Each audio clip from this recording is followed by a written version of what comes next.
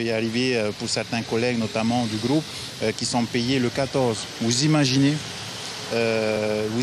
dans quelle situation ils sont, toutes ces familles? Des retards dans le paiement des salaires, des tirages en diminution, des ventes moins performantes. En Polynésie comme en métropole, la presse traditionnelle est confrontée aux mêmes difficultés.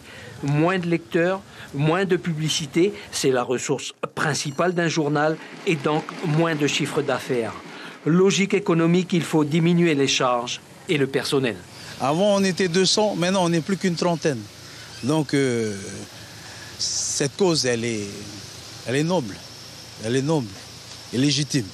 Il existe un autre modèle de presse écrite qui tire son épingle du jeu, celui des quotidiens gratuits, avec de gros investissements dans les nouvelles technologies. Là, pas de frais de vente, un tirage important et l'assurance pour les annonceurs publicitaires que leurs messages seront vus. Pourtant, les géants du web et autres réseaux sociaux peuvent devenir une menace. Lorsqu'il y a des formations qui se font sur le digital, on va dire aux annonceurs dans ces formations, faites de la publicité sur Facebook, sur Google, etc. Et je trouve ça un petit peu dommage parce qu'on n'est pas confronté, d'une part, c'est pas de la proximité, Google, Facebook, etc. Donc on est un petit peu en train d'induire les annonceurs sur des chemins un peu détournés, pas toujours très justes, parce que ce qui fait marcher la pub, c'est quand même l'information de proximité, c'est les contenus de proximité.